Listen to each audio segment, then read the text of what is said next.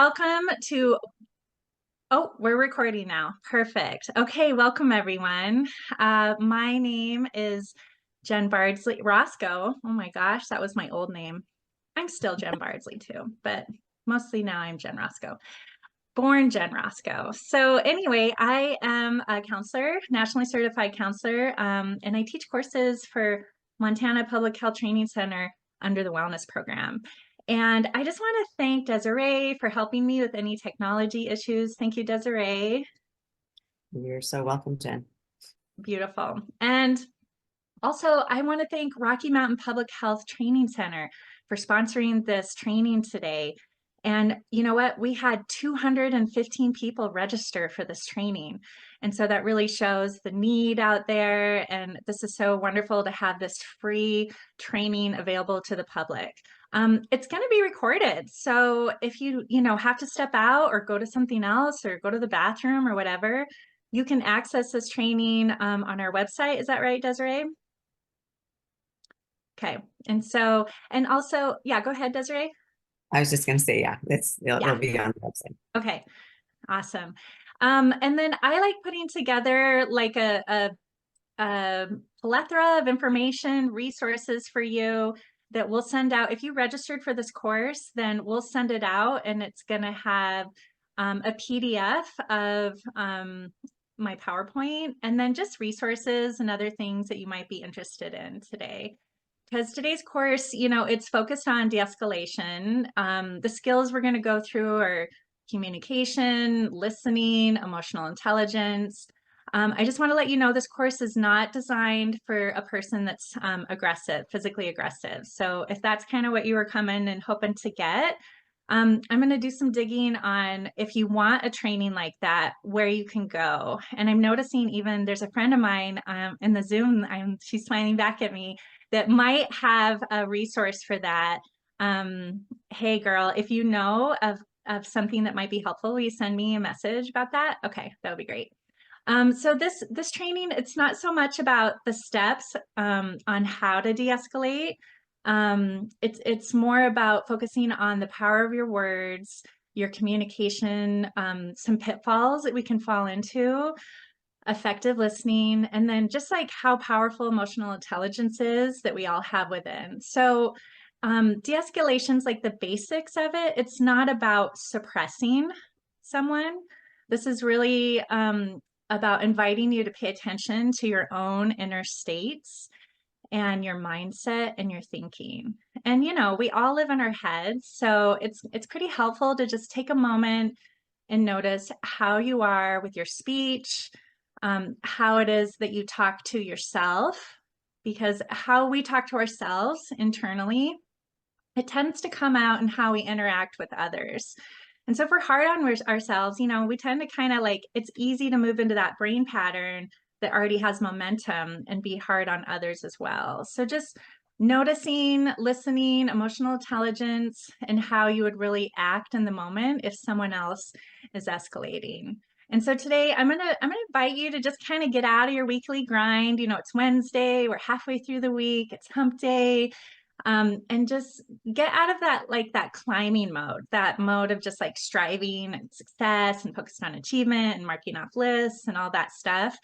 And instead, I just want to invite you to get into like a discovery mode right now and tune into learning and being curious and tapping into your strengths, your dreams and your values, because this training, it's not just about learning about others, but really also diving in on how you can learn more about yourself. And so, yeah, let's go into the magic of everything that we're going to learn. I'm going to share my screen. Okay, is the sound bath going to be recorded? I don't know. I hope so. Desiree, if you want to send her a text, like, record it. Maybe she Okay. will. Okay. But there's so many recorded on the website. If you want a sound bath anytime, you can get on, and we have on-demand sound baths that Lydia has recorded on our website. So we should probably throw the website in the chat. What do you think, Desiree? Okay, oh, host has disabled participant screen sharing. Can you allow me to screen? Thank you. Okay, I'll try again. And You would have thought we would have had this ironed out before we opened the thing. Sorry about that, folks. oh, that's not a That big was deal. it. That was me. No, It was me. it's okay. It's so okay. I mean, technology, it's like, wow, we're doing it. I just give myself a pat on the back every time I get through something on Zoom that,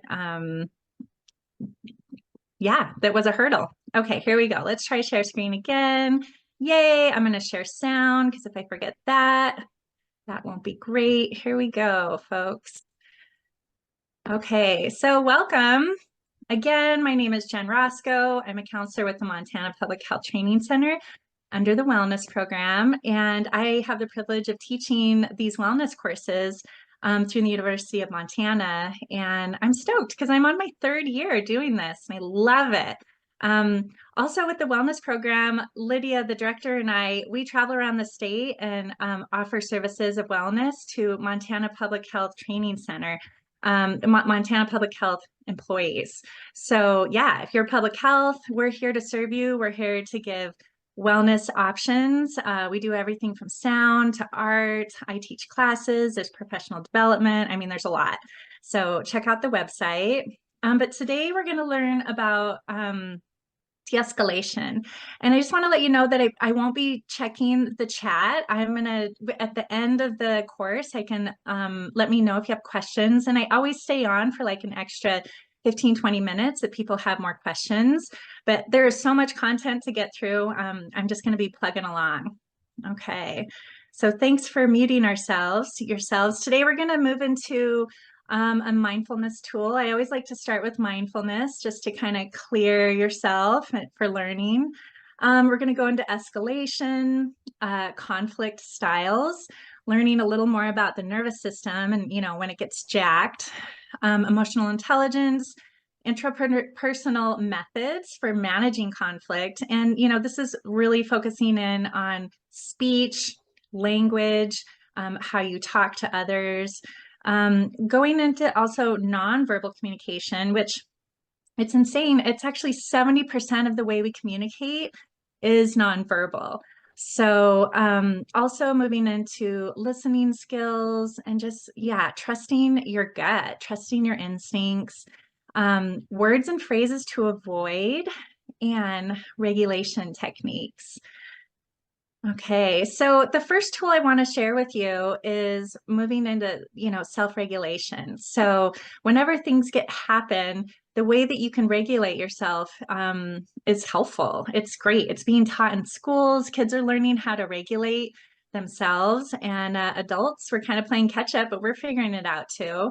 And so, there's a lot of different ways of doing mindfulness, yoga, going for a walk, even riding your bike. You can kind of tune out and move into that state of just calm.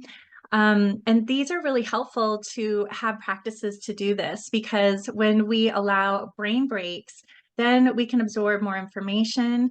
And also, the cool thing is, insight usually comes. So, insight and awareness, it doesn't come when you're amped or if you move into a dysregulated state, or if you're angry, any of those emotions, when those get triggered, that's not when you move into like an insight about information. It's usually like in these other states when aha moments can come, when you can figure something out, when you can problem solve, and it's usually a lot more helpful for your life.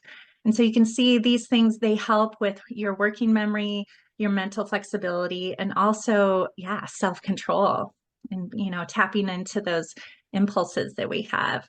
And so this first one I want to do is I just want to prime you before I do the the mindfulness. And so this is a video about getting ahead on your morning. And we're not straight out of bed right now. We're about halfway through the day, but you can still tap into this. So let's see if the sound works.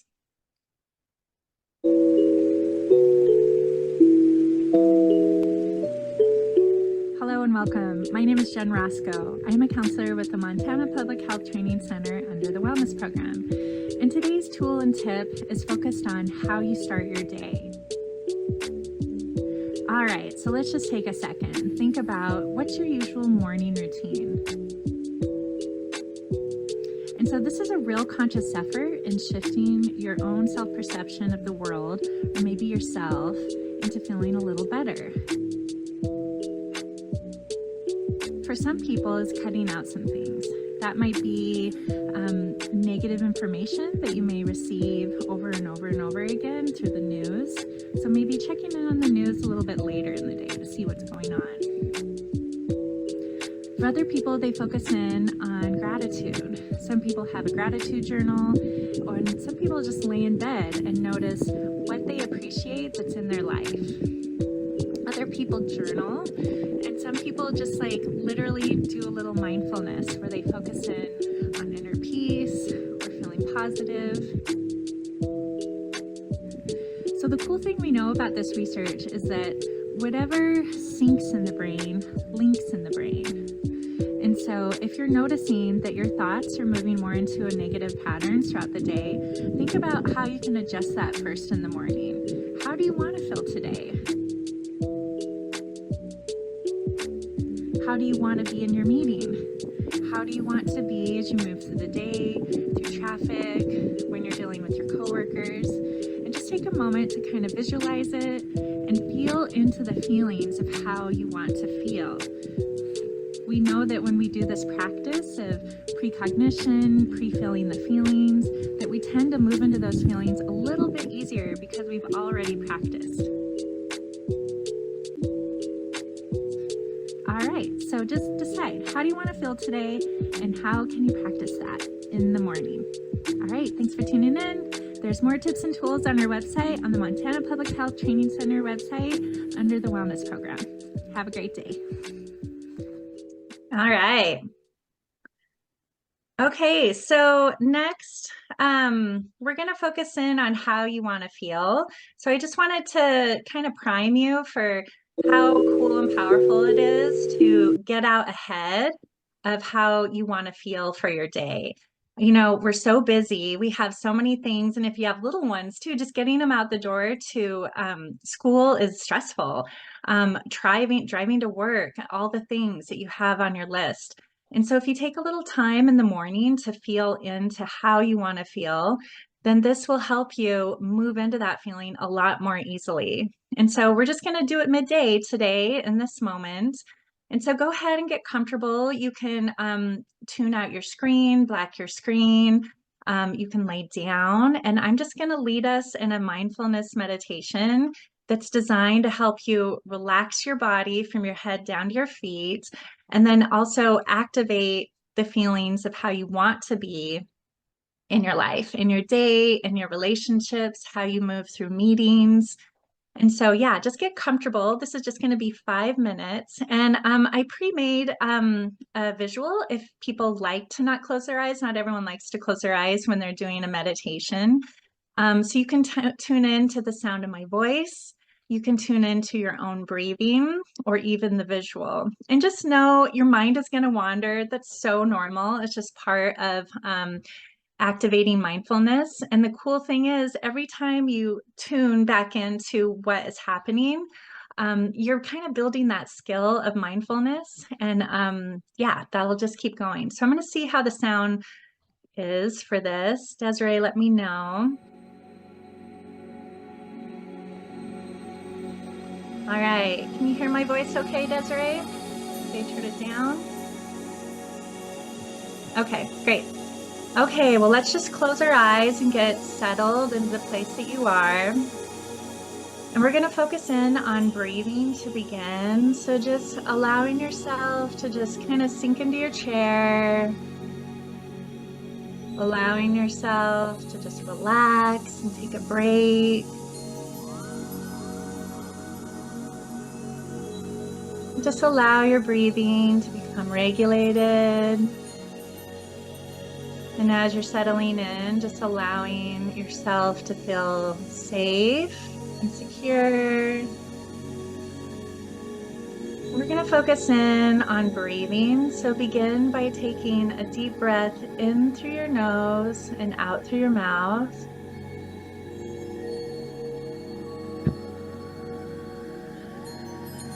Let's take 3 deep breaths in.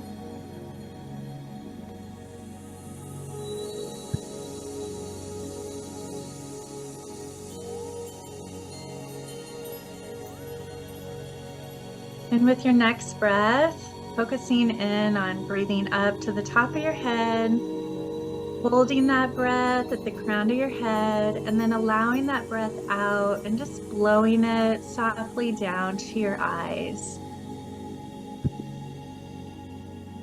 And with that breath, allowing your eyes to just relax, allowing any little muscles to just let go, inviting your whole face to just soften and feel relaxed, inviting thinking parts to just rest,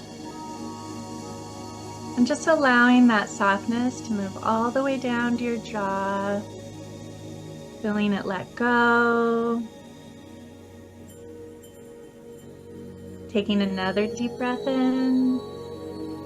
This time sending this breath now to your shoulders.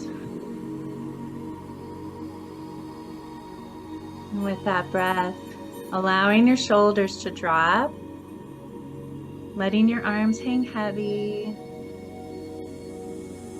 Maybe just opening up your hands and inviting any stress you may be holding in your body or your thoughts, just allowing it to just move down your arms, move down to your shoulders, down to your elbows, down to your wrists, and just allowing it to just disappear from your fingertips.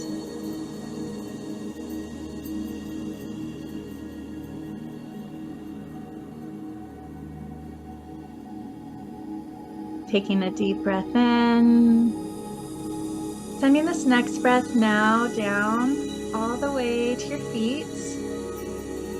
And with that breath, just allowing your feet to grind into the floor, allowing the floor to rise up and meet your feet. And with that connection, noticing your whole body, feeling tethered, feeling grounded, and feeling safe, connected to the ground, connected to the earth.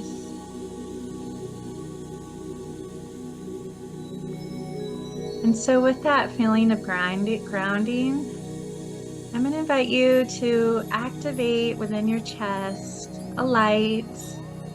And within this light is an intention for yourself. And this intention could be how you want to feel and move through your day, how you want to be in your meetings, how you want to be with your family and your partner.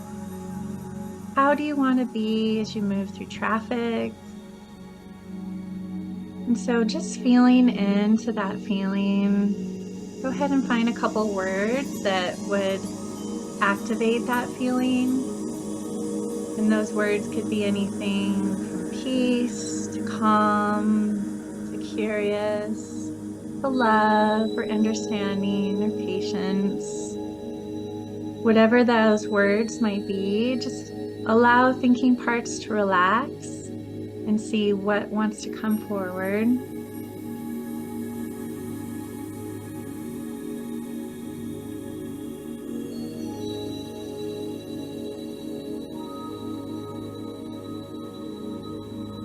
And once you have that word or words, repeating silently to yourself that you are that word.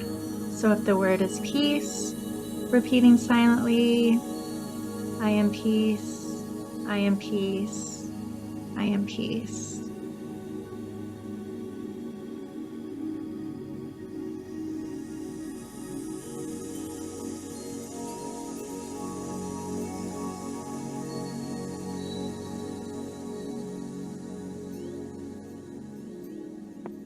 Okay. Go ahead and we're going to move back into the here and now. And just allow yourself to open your eyes. Allow yourself to just kind of come back in slowly. and just notice how you feel right now.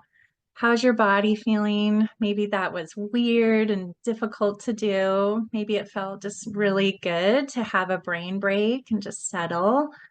So, this is a great tool for resetting your nervous system. It also helps your brain absorb information. So, you're kind of primed for learning now.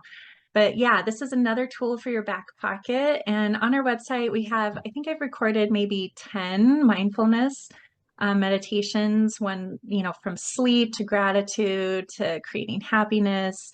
Those are available on our website, but they're everywhere. So you can tune into that. All right, well, let's get into learning and get into escalation. So, yeah, what is escalation? I got the definition here from the web, but basically, it's an increase in hostility, tension, bringing personalities into conflict. And the escalation cycle, yeah, people usually they're engaged in a power struggle mostly, and one or both people they're not attending to the other person's body language. One person can move into reaction, threats, even possible emotional displays. And so often both people can move into alert, and that's your nervous system getting triggered, and sometimes moving into a fight or flight response. And so I want to share just a brief explanation of the nervous system getting activated and what it looks like in our bodies.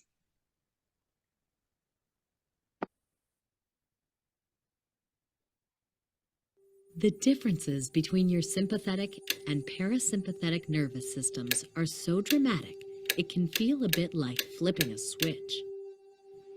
Say you're at the beach on a beautiful day. The sun is shining, there's a gentle breeze. You dive into the water, but struggle to stay afloat. As you fight the current, your sympathetic nervous system, or your fight or flight response, kicks in. You are in survival mode, and your body prepares for conflict. Your body signals danger by releasing adrenaline. Your heart starts racing. Your pupils expand, and your mouth becomes dry. Your airways open up, sending as much oxygen as possible to your brain to keep you alert. And other bodily processes switch gears to help in your time of need. Your stomach and intestines stop digesting. Your bladder relaxes. Your reproductive system limits blood flow, and your liver releases glucose to give you a burst of energy. All these changes happen so quickly, you may not even be aware of them. When you make it back to shore, you start to calm down and relax. This is your parasympathetic nervous system, or your rest and digest process at work. Those bodily processes that were at full attention before change course. Your heart rate slows down. Your breathing returns to normal. Your pupils constrict, and you start to salivate. As your body realizes it's no longer under threat, your stomach and intestines begin to digest. Your bladder constricts, and your reproductive system increases its blood flow. In other words, your body returns to its natural state. This is an example of your autonomic nervous system at work. The sympathetic nervous system and parasympathetic nervous system perform a vital balancing act that helps you survive and recover. It happens many times throughout the day, whether you're at the beach, hanging out at home, working from an office, or anywhere in between. And while you may tend to think of your fight or flight response kicking in during major stressful situations like a car accident, it can also be triggered by minor things like spilling a glass of milk or getting a paper cut. You can also thank your rest and digest response for all those loving feelings, big and small, you may have from day to day, from cuddling your puppy to professing your love to your partner. So the next time you're stressed and sense your body tensing up, or you find yourself relaxing on the couch after a busy day of work, take a moment to appreciate the small yet significant things your body is doing to help you deal with life's many challenges and recover from them. The differences between your sympathetic. All right. Okay, that was kind of a 101 on sympathetic and parasympathetic within our nervous system. And I just wanted to share this slide because it's helpful to understand, I think, the window of tolerance that many people have heard about. This is that the state where we want to be in if we can. It's where our body feels comfortable, we can access reason, emotion, learning, we're mentally engaged. And so when the fight or flight gets jacked, some people move into hyperarousal, and that's, your body shutting down and just noticing everything that was said in the video. Our cortisol releases, and it's just tough because then stress, it just soaks the brain's nerve cells, and it causes just your memories to shrink and go into survival brain.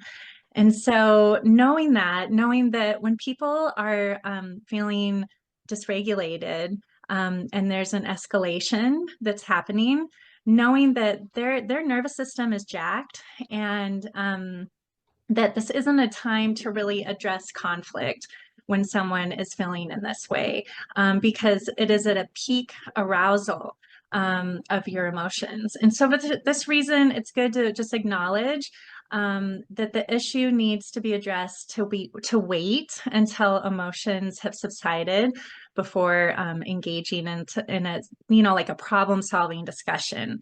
When people's fight or flight response is going, their breathing becomes shallower, it's faster, they're consuming more oxygen and just expel more carbon dioxide, and the heart is just beating really faster. And so just knowing that the body is not, it's not doing well in that moment. And so understanding that, it kind of moves into something I want to check in, and that's about having a trauma-informed mindset when you're dealing with someone that's having a hard time, and just having that extra compassion for the other person. Also, this is helpful to kind of bone up on your cultural competence and understanding that everyone is different, and some people are moving through a lot of hard things in their life that you may not know about. That could be anything from losses to disability, and just not feeling any meaning in one's life. And so when you adopt a trauma-informed mindset, you can develop just a little bit more compassion for the other person, and this will help you move into tools that you can identify and develop, and also just move into a positive response within yourself when someone else's anxiety is amplified. And so, yeah, this is one thing, as a therapist and a counselor, we're trained in this. And I just wanted to invite others to think about ways that other people, that this mindset will help you shift in a positive shift if you're working with someone, because not everyone's needs are really being met. And so this kind of moves me into Maslow's hierarchy of needs. And a lot of people know this one. This is pretty standard information out there, but noticing that needs, if that basic need is not being met on that bottom, that need for survival, this is the first thing that motivates our behavior. And so once this level is fulfilled, then the next level can motivate us, and so on. And so our human body, it needs those basic needs met at the bottom tier. And you can see on that's food and water, warmth, just those basic needs being met. And then we can keep moving up into understanding. Okay, so let's get into some tools. And I always like to start, as a counselor, I want to start with you first before we move into the other. And so these are tools in understanding yourself, because when we really understand our own internal responses, how we react, this will determine whether or not the situation will escalate or de-escalate. And so let's move into learning a little bit more about emotional intelligence.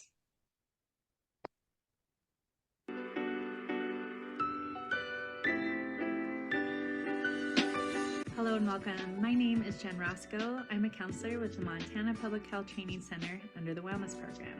And today we're going to focus in on how we communicate.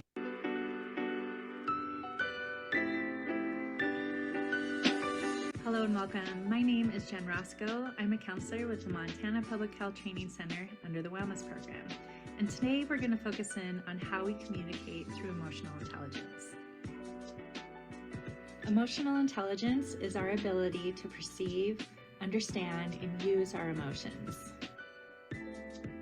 Between 60 to 65% of our communication is actually nonverbal. So think about what are the ways that you communicate that are not through speech. There's physical body language, touch, eye contact, voice inflection, text, symbols. There's a lot of different ways that we communicate to each other what and how we're feeling. Emotional intelligence is our capacity to recognize feelings and emotions in other people, but also notice them in ourselves and be able to manage them. Emotional intelligence starts with yourself. So one helpful tool is to check in with yourself and see how you're feeling right now. A feelings wheel is super helpful for understanding your own internal landscape. There's definitely more than just 5 emotions out there. So check it out and see, where are you right now? How are you feeling? Another helpful tip is taking 3 seconds before you answer a question. This is helpful to sometimes just, instead of answering on default, whatever comes into your mind, taking a breath and thinking for a moment about what you want to say can often help you with your emotional intelligence in conveying information that's more neutral and less reactive. Sometimes too, it's helpful to be able to co-regulate with another coworker. Helping people be able to calm down or even cheer them up can really come in handy for team building and understanding. So to sum up, understanding your emotional well-being is super helpful in the workplace. It can help you with body regulation, attunement with communication, emotional balance, flexible response, empathy, insight, and just a general understanding about your coworkers, yourself, and your team. All right, thanks for tuning in today. There's more tips and tools on our website on the Montana Public Health Training Center under the Wellness Program. Have a great day.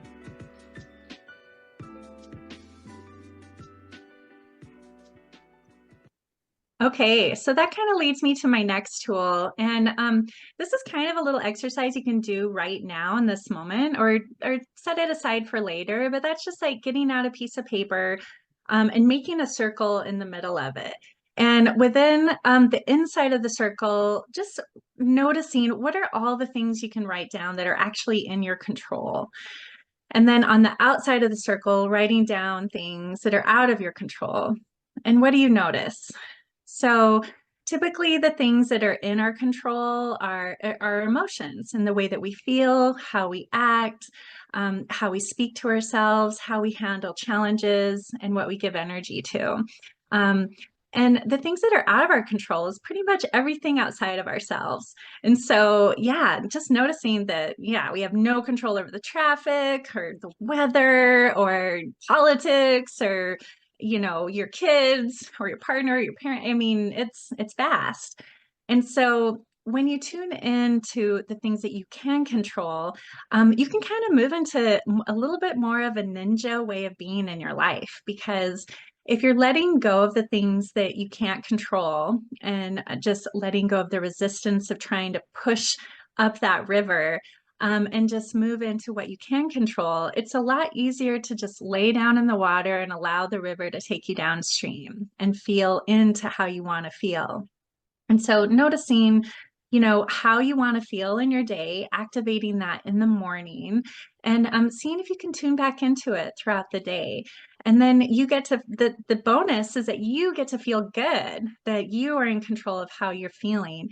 And when you're in control of how you are, then when situations come, and they're going to come because it's just life, you're more in tune with being grounded, with being stable, with having a foundation within yourself, and just settling in to feeling comfortable within your own system. And so this is what we have control over. So you get to dictate this. This is your own responsibility. And this is a great exercise. In fact, this sheet is from when I was a teacher. I did this with my middle schoolers. And so that's where I got that. But yeah, if you want to take the moment to just notice what you can control and what you can't, this is a helpful tool in understanding. All right, so let's move into now about just knowing yourself a little bit more. I might just invite anyone else that has just tuned in to mute themselves since this is being recorded. If you're not muted, go ahead and push that mute button.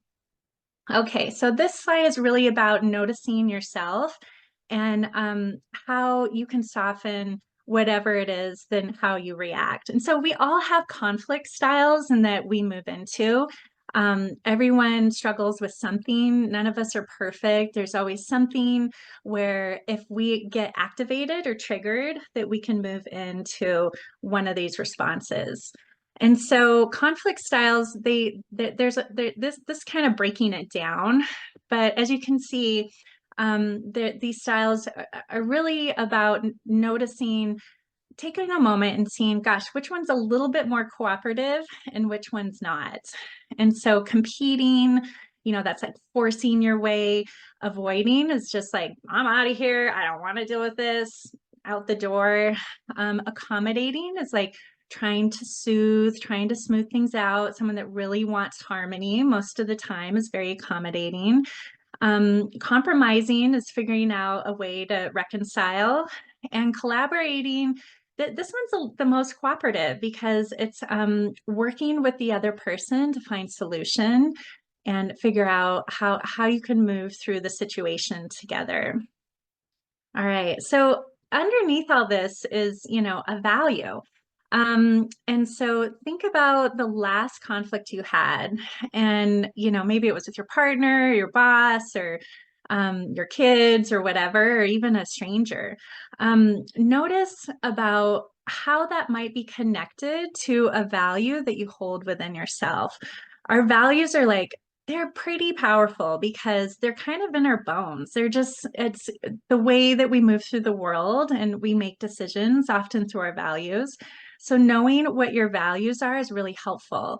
And say, for instance, if you're a nurse and you have a value for like really hard work, like you work really hard. That was like a value that was instilled to you from like your family of origin. Your parents were hard workers, your grandparents. It's just like you're hard workers. It's in you. And let's say there's someone at work that you perceive as lazy. Well, that is going to trigger that value within you, and that could lead to a conflict. And so just knowing your values is helpful because once you know, oh, yeah, that's my value right there. Like hard work's really important to me. Then when you know your values, then you can move into more like awareness of moving through them, then instead of just moving into reaction or moving into a default behavior where you're feeling reactive inside, you can notice, oh yeah, there's my value. I'm feeling, hard work's important to me, and this person doesn't seem to hold that value. And you know what? Maybe they have a different childhood than mine, and who knows what's going on in their life. But you can kind of soften yourself and talk yourself off the ledge of reaction once you know what your values are. And so it's kind of a cool exercise to do. I recommend it. I've done it with my kids and my parents, and it's helpful for me to know what my other people's values are too, especially my kids, because I can understand them a little bit more. All right, so let's move into just how important emotions are and how they like really inform your emotional intelligence. And so controlling your emotions, this is really a means for managing your stress and finding ways to breathe deeply or relax your body. This also means, how can you avoid some of these negative emotions such as anger and sarcasm and contempt? Because when you feel those emotions, then that's like someone in your head taking up space that doesn't feel good. Like you get to choose how you want to feel.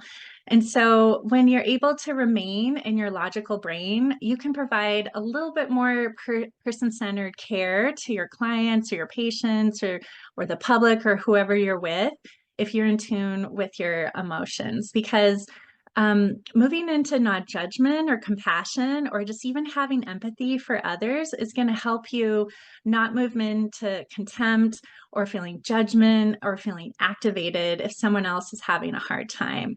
And so that empathy piece, it's really big for moving into listening and supporting other people when they are in a state. If when people's nervous systems are jacked, they're not thinking logically. Their brain is it's amped and they're in their survival brain. And so if you can learn to stay in control of your own emotions and your behavior, empathy is a real tool. And so I love this video that I'm going to share with you next. This is Brene Brown, and she's talking about the difference between empathy and sympathy. And I'm sure many of you have seen this before. So I'm just going to roll tape.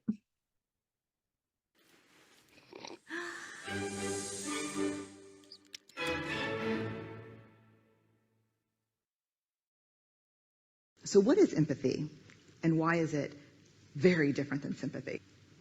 Empathy fuels connection. Sympathy drives disconnection. Empathy, it's very interesting. Teresa Wiseman is a nursing scholar who studied professions, very diverse professions where empathy is relevant, and came up with 4 qualities of empathy. Perspective taking, the ability to take the perspective of another person or recognize their perspective as their truth. Staying out of judgment, not easy when you enjoy it as much as most of us do.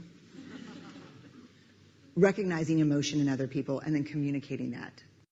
Empathy is feeling with people.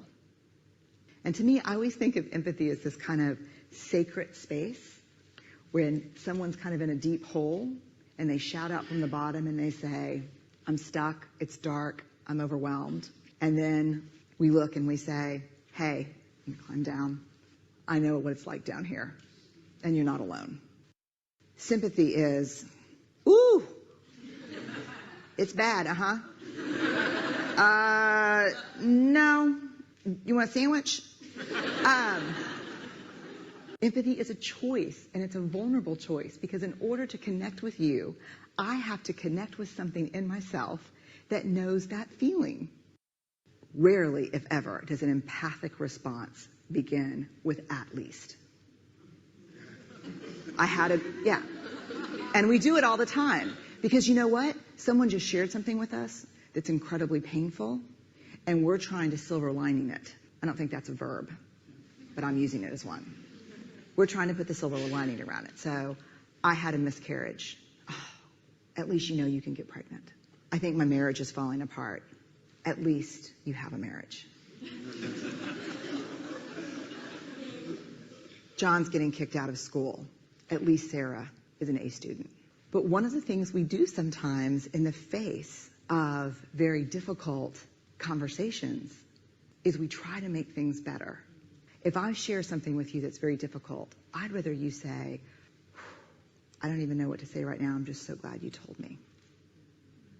Because the truth is, rarely can a response make something better. What makes something better is connection.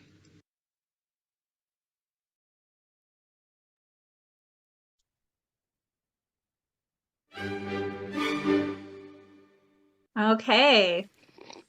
Yeah, so empathy is one of those tools we can use. And when we activate that feeling of compassion or empathy for other people, then we actually stay more regulated. When we move into feelings of judgment or contempt for someone else, then it's harder actually for our brains to stay regulated and feeling calm and feeling grounded in our systems. And so if you're in a moment of escalation with another person, if you can stay in like that part of yourself that's open and curious, empathetic, or even feeling compassion, then you're going to move into moving through the situation with a lot more ease. And I just want to note on the difference between compassion and empathy.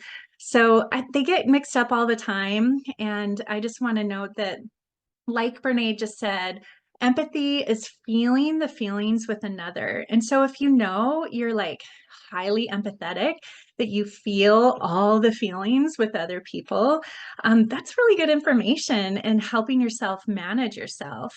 Other people may be higher on the realm of compassion, which is moving into less judgment, being able to see others and just having more of a person-centered view for others. And so compassion is not feeling the feelings as much as it is as empathy. Empathy is really like flooding more with the feelings.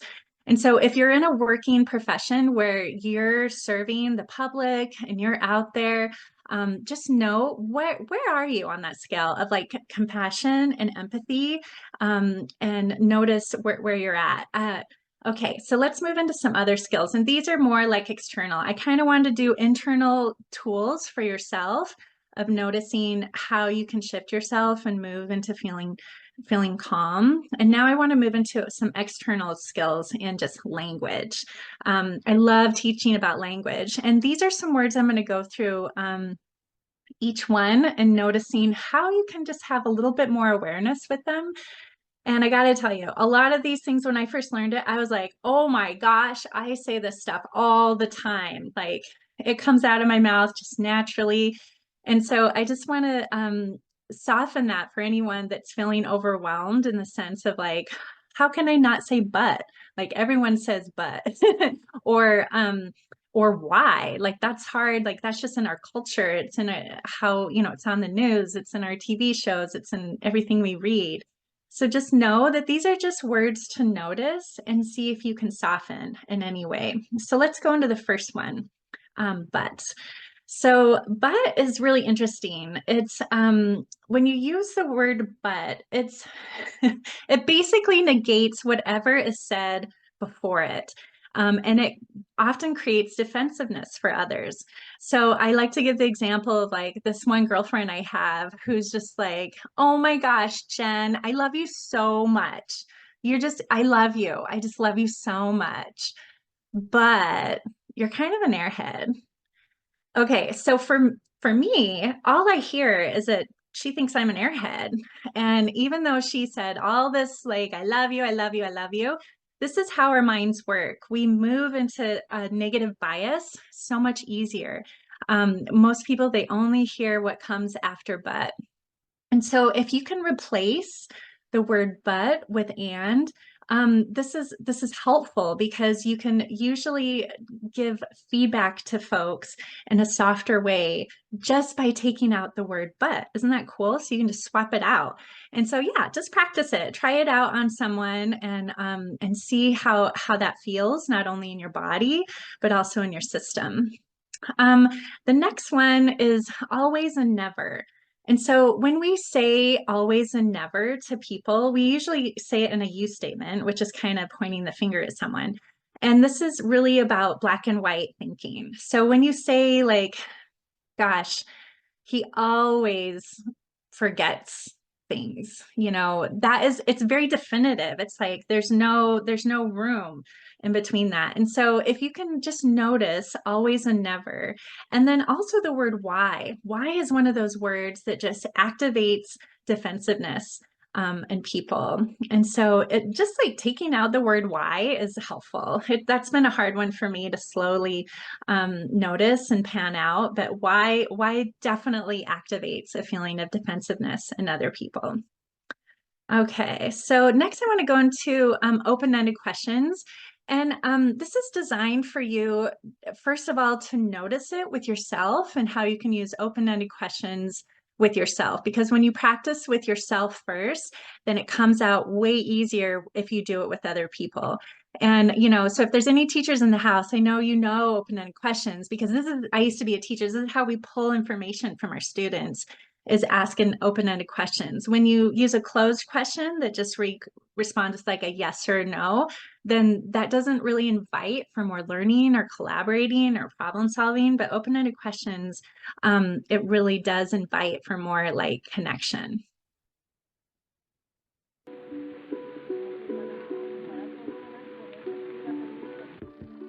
Hello and welcome. My name is Jen Roscoe. I'm a counselor with the Montana Public Health Training Center under the Wellness Program.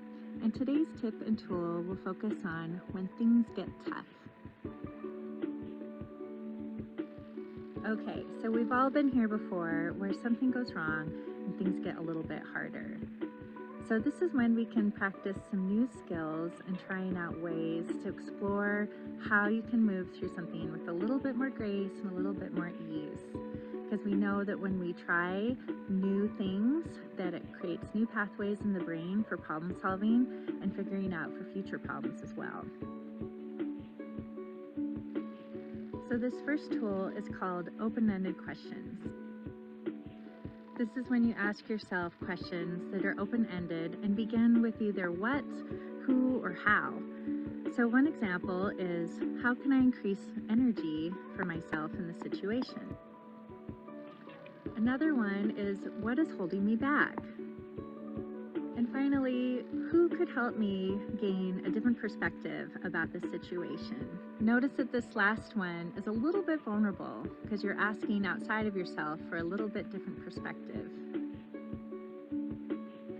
Notice that all these questions are directed at yourself. When we focus on ourselves in situations, we figure out new ways of being, and we also put the responsibility on what we actually can control. We usually don't have any control over outside circumstances or people, and while it may be valid that that thing is creating the dysfunction that's causing some maladaptive thinking or even just stress, know that if you focus in on yourself and ask yourself open-ended questions, you can focus in on something that you actually have control over, and that's you. Okay. Oh, I got it. And find my face. Where am I?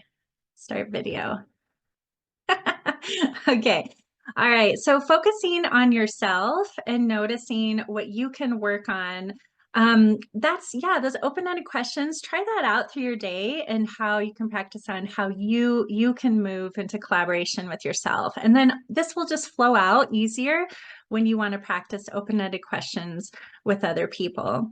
And so this kind of leads me into learning more about shoulding. And so shoulding is the word should, or shoulding others, is a concept that counselors, we are fine-tuned to listen for when our clients are doing it or if it's being done to them. And so no one likes to be shoulded upon. It creates this feeling that someone's judging you, that you ought to, that they must, and it's very much like the finger wagging. And so just noticing the word should, and if you should yourself, that's self-directed. If you should other people, and there's also shoulds are out there within our world, and then there's the hidden shoulds that lead to like that feeling of anxiety and guilt and shame. And those feelings, it doesn't feel good to activate that within yourself or other people. So just noticing the word should and how that might come out in language as well. Okay, so I just want to go through a couple statements that kind of tap back into the idea of speech, and just noticing that when you say you statements versus I statements, this really moves into a different way of being, because you statements, they're usually blaming. You make me, you must, you have to. This is ordering. Noticing that if speech is moving into a threatening mode, this isn't going to help the situation either if someone's escalated. Also preaching, just like I said, the shoulding can come out. Here's why you're wrong. Again, here's the word why coming in, and noticing just that judgment, and that will definitely elicit defensiveness in the other person. Why would you do that? Like, even when I said that, I could feel my body move into like a judgy way of being, my face change, my posturing. Like, I felt very superior when I said that. And also, yeah, excusing or even labeling. And so these are things to notice with your speech and things to avoid if someone is escalating. And so again, you statements versus I statements. If you can practice I statements, I mean, I used to practice these on my kids when they were little because I was a Montessori teacher and I was just trying to learn how to do it. But I statements are so helpful because they're helping you take ownership of how you feel. And so I'm certainly not suggesting if someone's escalated that you say, you know, you made me mad, that's why I did blah, blah, blah. I mean, that's definitely a you statement that's pointing the finger and letting someone else know that they're at fault. And so practicing I statements, this is a really powerful way of shifting and not pointing the finger. Okay, so let's move more into some positive language. And so positive language, you know, how many of us do this? I know that there's so many people here that have some positive language in their back pocket that they can pull out that's just helpful for them. And if you want to write it in the chat, like something that you say that you know is helpful, go ahead and do that. But yeah, help me to understand. This is a nice one in your back pocket to pull out. Tell me more so I can understand. When we use language like this helps people feel like they're being listened to. Also, when you say statements like this, your body changes. So your tone will reflect that you are understanding. It'll help you become more even and more calm. And you may even notice that your volume will soften as well, because you don't want to raise your volume if someone's in an is escalating. You want to keep your volume just at a tone and a cadence that you're speaking in evenly.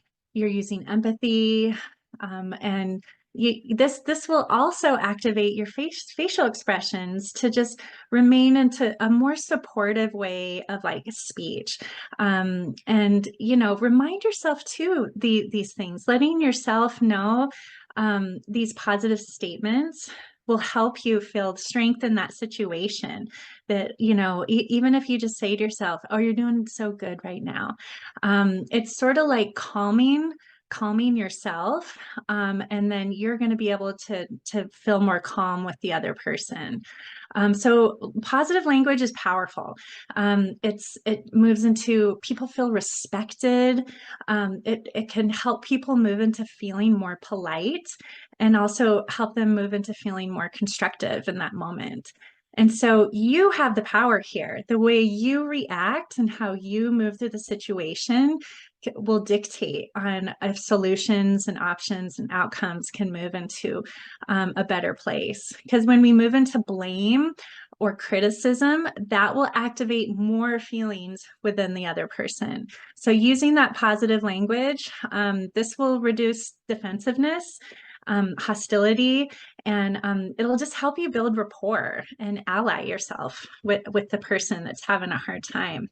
So yeah, allying ourselves. This is a big part of de-escalation, is just finding that point of agreement, you know, finding a way that you can say yes with the other person. And just casting yourself as like that you're not the person, you're not in charge here.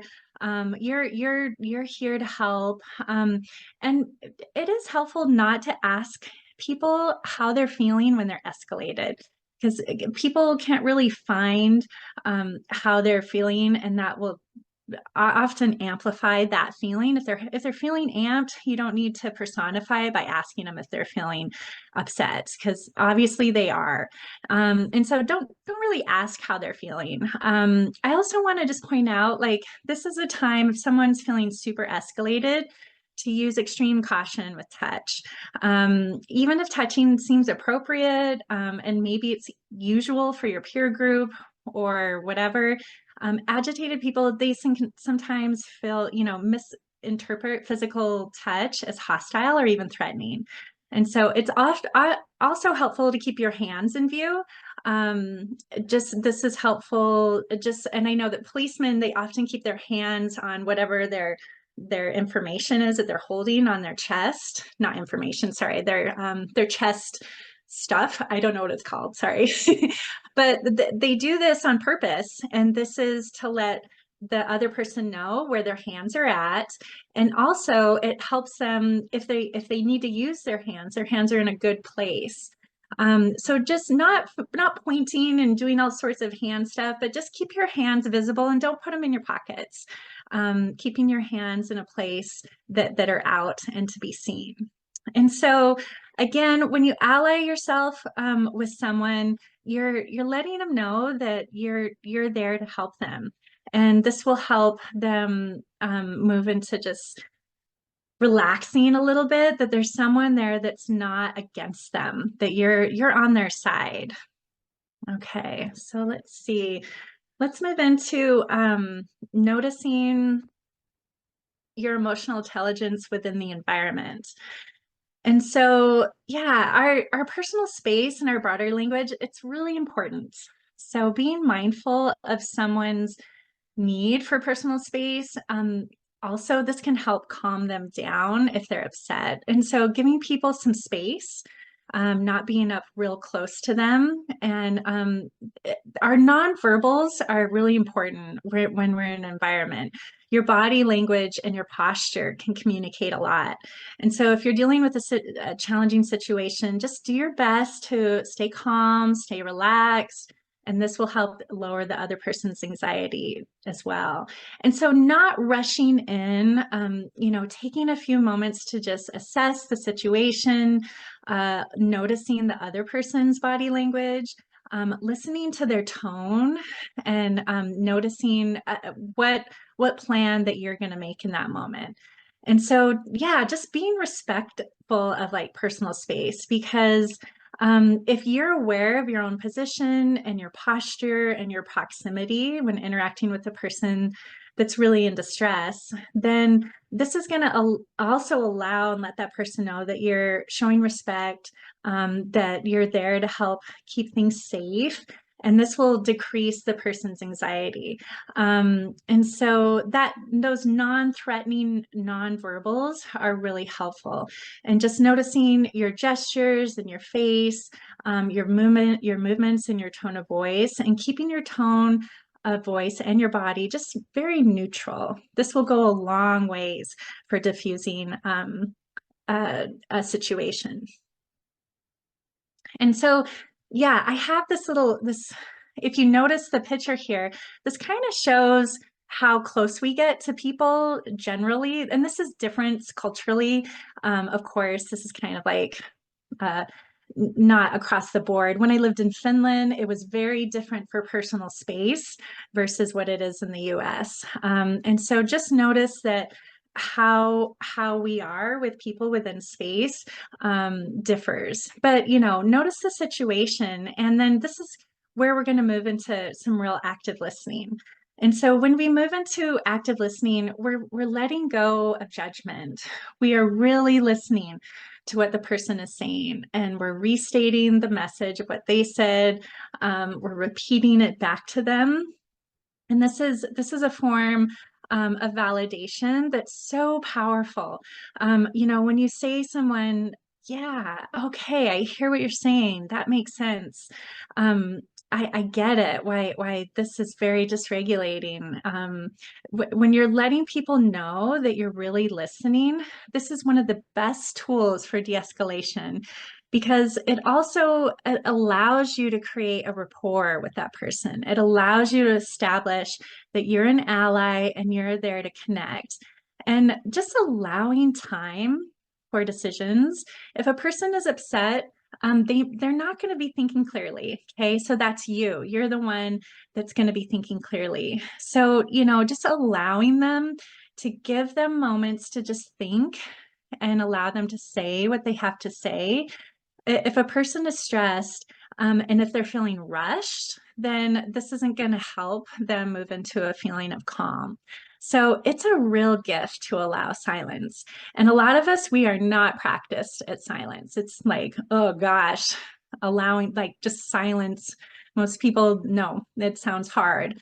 But if you allow for silence, and we've all experienced those awkward silences before, it may seem counterintuitive to allow a moment of silence to occur, but sometimes you may notice, and just using your emotional intelligence, it might be the best choice because it can sometimes give that person a chance to kind of really reflect on what's happening and how they need to proceed. And silence can be this really powerful communication tool because during a crisis, there's the benefits of using it to de-escalate because you're offering that additional time for an answer to come, or and just keep in mind that the person may not be able to answer. They may be afraid, or just like their nervous system is so jacked that they're moving into something else. But allowing silence, you can give that person the space to just process what's being asked it and to respond. And if you can stay calm and stay patient within that, you will help reduce the tension within that situation. So this is really, a lot of this de-escalation is about you staying calm. And I can't stress this enough, that if you're calming yourself and you're regulating yourself, then this is going to help the other person regulate as well. And this is called co-regulation. And we've been doing co-regulation since we were babies. I mean, just think about it with your, when you're a baby, your heartbeat will often mimic your mother's. If someone takes a deep breath, we're often like, we will naturally take a deep breath too. When our tone goes down, and we just like soften ourselves, oftentimes the other person will just do it automatically without, it's very unconscious. And so if you're regulating yourself, you can help others move into regulation as well. Okay, so listening skills. These are just a few. There's a lot, but I just wanted, 3 to really kind of sink in. And so attending, is really noticing and giving your physical and your mental attention to the other person. You are really with them in that moment. Following is making sure that you're really engaged. You're using your eye contact. I like suggesting using soft eyes, not like intense eyes. And you know what that is. We all know, since we were babies, we know how to read body language and notice a face that feels softer versus one that feels harsh. And so, yeah, using those unintrusive gestures, such as nodding your head and saying it's okay, and just letting them know that you're listening. And then reflecting, this is next level. If you can paraphrase and reflect back to someone what they're saying, people really feel heard. I mean, this is what your therapist does. They are listening and they are reflecting back to you. And that is gold, being able to be heard by someone else. And also, if you can pluck out the feeling that's there, that's the next level as well. And I kind of had this, we learned this fun trick when I was in grad school and I became a therapist. You can watch, one way to bone up on this is to watch TV. And sorry, I'm just going to take a quick sip. Watch TV like Friends or something like that, and just pick each emotion that the actor is displaying. And so when you bone up on your own emotional intelligence and also recognizing emotions in others, then this is going to help you with others, and especially with paraphrasing back to them. And so active listening, it's really this amazing tool for paying attention. You're reflecting it back to them. This demonstrates that you're interested, that you're curious, that you're respectful, that you're getting it, you understand their perspective, and this is going to help them soften. This is, and you just using those minimal encouragers of like, oh yeah, yeah, I see. Go on, just in moving. So what you're saying is, and you're reflecting back to them that, oh, that must have been hard. This is going to help them feel like, huh, someone is here that listens and actually understands, and I can just relax a little bit. And so that active listening, along with that piece of empathy and compassion, can help you de-escalate a situation. And so I love to show this next video. It's kind of funny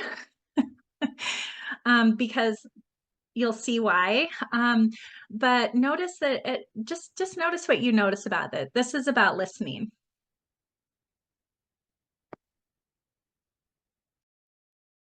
It's just, there's all this pressure, you know? And sometimes it feels like it's right up on me, and I can just feel it, like literally feel it in my head, and it's relentless. And I don't know if it's going to stop. I mean, that's the thing that scares me the most, is that I don't know if it's ever going to stop. Yeah. Well, you do have a nail in your head. It is not about the nail. Are you sure? Because, I mean, I'll bet if we got that out of there... Stop trying to fix it. No, I'm not trying to fix it. I'm just pointing out that maybe the nail is causing... You always do this. You always try to fix things when what I really need is for you to just listen. Yeah, see, I don't think that is what you need. I think what you need is to get the nail See, you're out. not even listening now. Okay, fine. I will listen. Fine.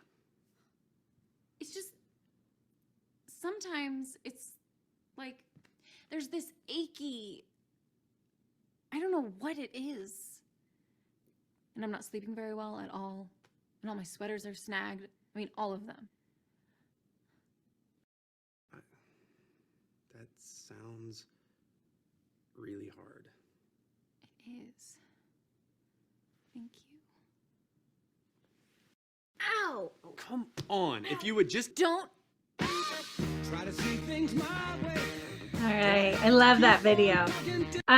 Yeah, so that video really kind of shows the power of listening. And even if someone has a nail in their head, There's you all know, this pressure. if you're, it's like obvious you have a nail in your head. But often people, they're not in that problem solving mode when they're escalated. And so if you can control your own emotions and just listen and be present and be empathetic and just say, oh gosh, yeah, that seems hard. Then people are going to relax a little bit and move into a different state of being. And so, yeah, I love that video. Okay, so next, I just want to talk a little bit about emotionally regulating yourself. You know, if you're de-escalating yourself first, then you're going to be able to move through the situation. Because if we can stay regulated within our emotions and we stay calm and we stay composed, then we can manage the stress. And that's, you know, there's so many different ways to do it. And I just have a few things here. If people want to put stuff in the chat, that they know if they're in a situation that it's escalating, what they do in that moment to just calm themselves. And so, yeah, just of course, acting calm, even if you're not. Like fake it till you make it, it's a real thing. It works. Acting calm is like the first thing you can even do. And sometimes our faces, the way you hold your face can help activate a different feeling within your system. And so just notice, like if you ever like laugh or smile, and I'm not saying do this if you're in a moment of escalation, but notice that when you can move your face into a different way of being, that can help you move into that emotion a lot easier. So holding soft eyes, that can help you literally hold a little bit more empathy and compassion for others if you have soft eyes. That neutral facial expression will help your body relax. And body relaxation, there's little tricks you can do to relax your body that other people can't see. Progressive muscle relaxation is this cool trick about it tricks your brain actually into thinking that it's calming right now. And so the progressive muscle relaxation is going through your body and allowing it to feel tense for 4 seconds and then relaxing. And so you can go all the way down your hands, down your quads, all the way down to your feet, even your butt, and just allowing it to get really tight and then relaxing it. And that literally sends a message to your brain that, okay, it's time to relax. Another thing about feeling relaxed is what's your internal speech? Noticing like what you're saying to yourself in that moment, reassuring yourself. And I do this all the time, even if I'm out like mountain biking or doing something that's physically hard. I have these little mantras that I'll say to myself, like, you got this, girl. You're so good in this situation. And just in talking to yourself, you can kind of talk yourself off the ledge of losing it if you are staying regulated with your own internal speech. And again, breathing's so important. And I just want to share this little tip with breathing, that if you breathe in through your nose and out through your mouth, like you're holding a pencil like this.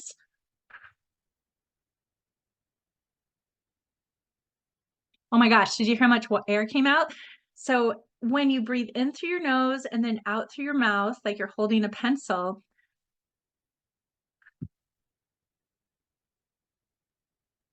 so much more air comes out. And this is one trick and helping your body, your nervous system move into parasympathetic, is breathing out like that through your mouth.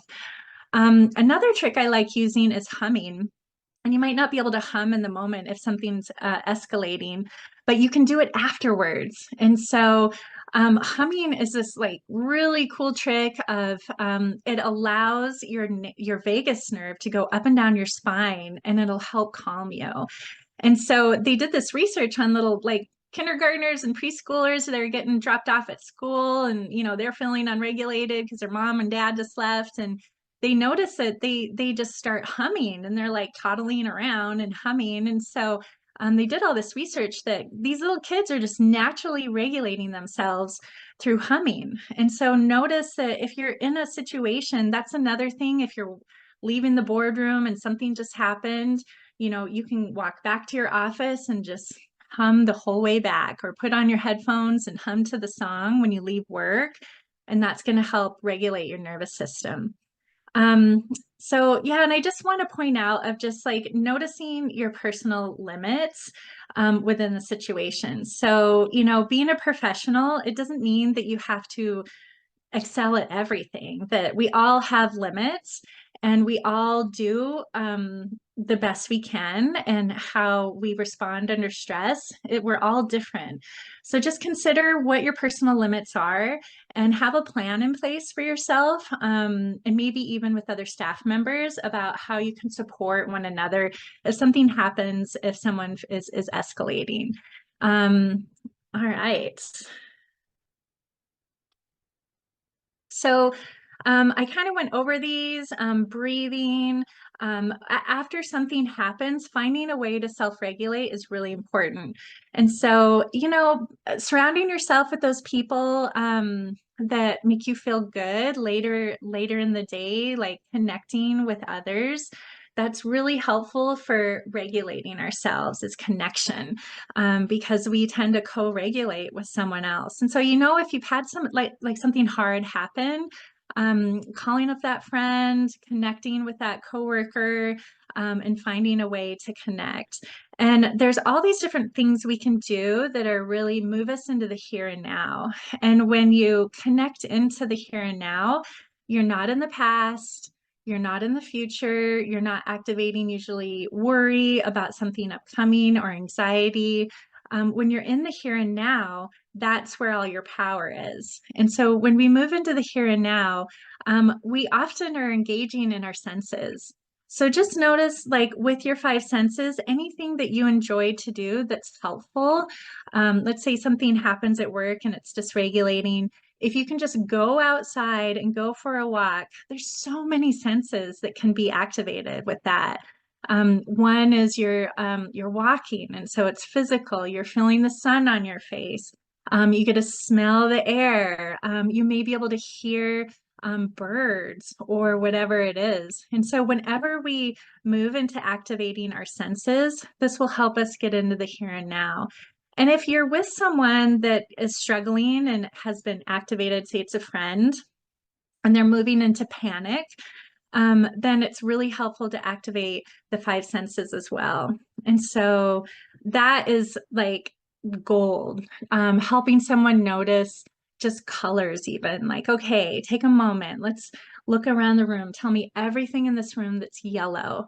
Point to all the things that are yellow. And you can just kind of go through the color wheel with someone if they're moving into panic, because that helps them get out of whatever cognition that's gained momentum has probably taken over their nervous system, because they're thinking something that is dysregulating, and then that's activating a stress response. And so if you can get someone out of thinking whatever they're thinking and move into the here and now through these benign things such as colors, such as the five senses, then this is a nice little trick in your back pocket if someone's having an anxiety attack or moving into panic.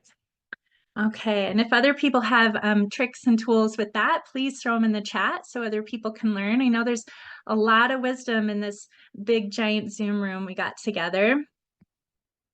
Okay, so the goal of de-escalation, yeah, to build rapport. So this is about connecting.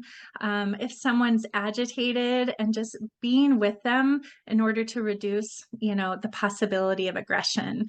And this is, through our relationships, through feeling connected. We can do this with our skills that we all have. We all have these skills of emotional intelligence. We were born as babies and we came out using our emotional intelligence to get our needs met. You've been doing this since you were a baby. And so just notice that your skills within reading the room and with also reading yourself can really help you in staying calm and regulated. And notice just language, noticing and also listening is really, really powerful. Just giving that space to empathize and offer compassion to people if they're struggling.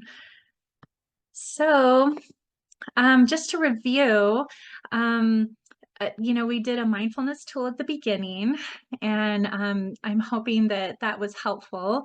We went into escalation, the nervous system, boning up on your emotional intelligence, noticing possibly what your conflict style and how you can shift with that. I went over interpersonal methods for managing conflict. And this is not only just with language, but also our words, and noticing words that you can maybe soften, notice in your vocabulary and try to mitigate. But shoulding, always and never, those are some ones that even why, just notice those words in your relationship to speech and how you can soften those. And then also listening skills and just being really, really present with someone, being able to paraphrase back to them, being able to even notice what is the emotion that's happening here. And when you notice these things, then you can move into a little bit more understanding for the other person. And when you do that, people can read it, people can feel it. We all know if someone's annoyed with us. We all know what it feels like if someone's angry with us. And so when you can move into a compassionate state with another person, this is one of your best skills in de-escalating someone, is that you're moving into becoming an ally with them so they can trust you. And then you can move more into trusting yourself too. Because when we move into trusting ourselves, our instincts and our emotional intelligence, then we can move through a situation with a lot more awareness. So yeah, we also just talked about a little bit of regulation skills at the end, and we have just a few more minutes. So let's see. I just want to check in and ask folks, what do you notice? What today from this training is a takeaway for you? What is something that you can put in your back pocket? Maybe there's an aha moment. What do you notice from the training today? And maybe for some of you, you're like, I know all this. This stuff is, I got this in my back pocket. I got this unlock. And so this is just a reminder of things to work on.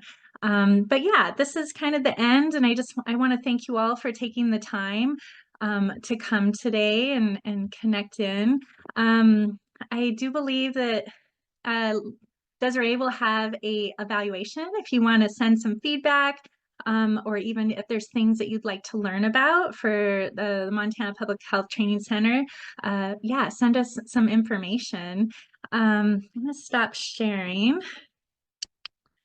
Let's see. Stop share. New share. Okay. There we go. Okay. So I'm going to hang out if people have questions or just want to share. And thank you so much for coming. Oh, you're so welcome. Yes, thank you for the sweet messages. I appreciate you all. I'm sure all of you just taking the time out of your day to learn some new stuff. Yeah, thanks for doing that. And we really appreciate all the service you do in your communities and showing up and being present with them. So know that if you're a public health employee, you can send me a message and I can do a webinar for your team over Zoom. And we have a lot of choices from emotional intelligence to the power of words to boundaries. Yeah, just send me an email and I'm going to throw my email in the chat. Oh, there's so many chats. Wow. Desiree, anything from you? No, I have Okay. the link for the survey is in the chat. Please, take a moment. If you don't have time now, I've emailed it, I hope, to everyone. So, Yay. Okay, you're going to get a big email from me with resources. So thanks for coming today. You guys are awesome.